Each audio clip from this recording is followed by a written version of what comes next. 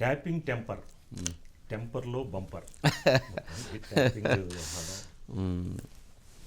తెలంగాణ రాష్ట్రంలో జరిగినటువంటి phone tapping అంశం కలకలం రేపుతూ ఉన్నది.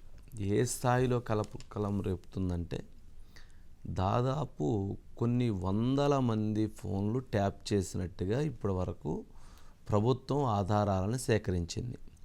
ఇందులో రాజకీయ పార్టీలకు చెందినటువంటి వారు, రాజకీయ పార్టీలంటే అది కాంగ్రెస్ పార్టీ కావచ్చు, బీజేపీ పార్టీ కావచ్చు, బీఆర్ఎస్ పార్టీ కావచ్చు, లేక ఇతర కేంద్రానికి చెందినటువంటి పెద్దలు కావచ్చు, అదేవిధంగా ప్రముఖ వ్యాపారవేత్తలు కావచ్చు, వారితో పాటు సినిమా ఇండస్ట్రీకి చెందినటువంటి హీరోయిన్లు కావచ్చు, హీరోలు కావచ్చు, వారితో పాటు న్యాయమూర్తుల ఫోనులు కూడా ఉన్నాయి అనేటువంటిది ఇప్పుడు వస్తున్నటువంటి మరొక సంచలనమైనటువంటి అంశం.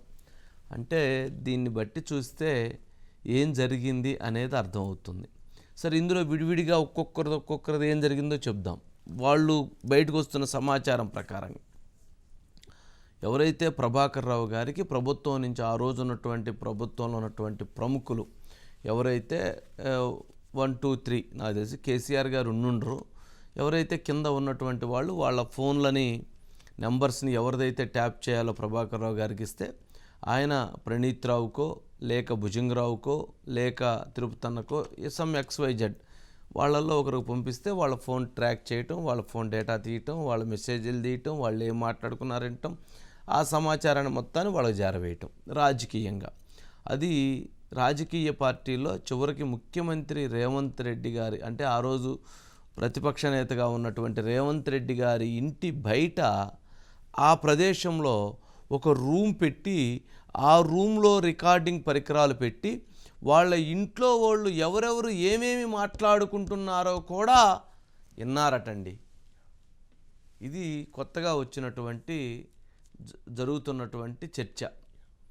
అంటే ఇది ఎంతవరకు వాస్తవం తెలియదు, కానీ ప్రతిపక్ష నేతగా ఉన్నటువంటి రేవంత్ రెడ్డి గారి ఇంట్లో వాళ్ళ కుటుంబ సభ్యులు ఎవరెవరు ఏమేమి మాట్లాడుకుంటున్నారో అనేది కూడా విన్నారట. ఫోన్లో కాదు, ఇంట్లో.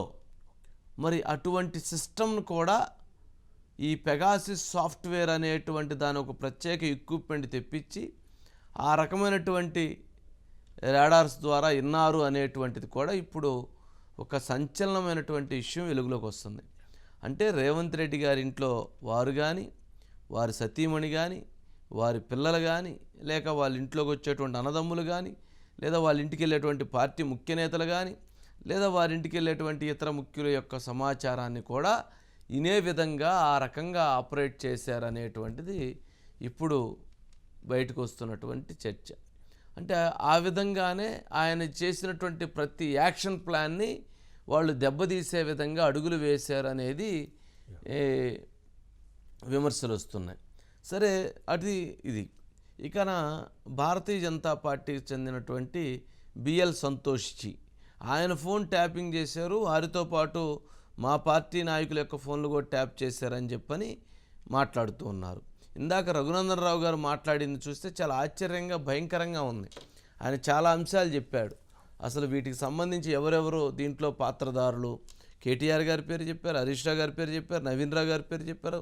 వీళ్ళందరూ వీటికి సంబంధించినటువంటి దాంట్లో వాళ్ళ డౌట్స్ని, వాళ్ళ ఇన్ఫర్మేషన్ అక్కడ ఇస్తే వాళ్ళు ఇదంతా చేశారనే విధంగా ఆరోపణలు చేశారు ఆయన. ఇది ఇక్కడ దాకా ఆగలేదు, ఇది పొలిటికల్. ఇక వ్యాపారస్తులకు సంబంధించినంతవు వ్యాపారస్తుల ఫోన్లని ట్యాప్ చేయటం, అందులో ఎక్కువగా హవాలా వ్యాపారం చేసేటువంటి వాళ్ళు, గోల్డ్ వ్యాపారం చేసేటువంటి వాళ్ళు, డైమండ్స్ వ్యాపారం చేసేటువంటి వాళ్ళు, లేక ఇతర సెకండ్ బిజినెస్ చేసేటువంటి వాళ్ళ ఫోన్లని ట్యాప్ చేయటం, వాళ్ళ దగ్గర క్యాష్ ఉన్నప్పుడు వీళ్ళందరూ స్పెషల్ టీం కదా, స్పెషల్ టీం వెళ్ళటం, పట్టుకోవటం, ఆ బ్యాగ్స్ తీసుకోవటం, ఆ డబ్బు తీసుకోవటం, వాళ్ళని పంపించేయటం, ఆ విధంగా విపరీతంగా ఆస్తులు కూడబెట్టారు అనేది కూడా ఒక ప్రచారం జరుగుతుంది. అయితే దీంతో పాటు ఎవరైతే నెక్స్ట్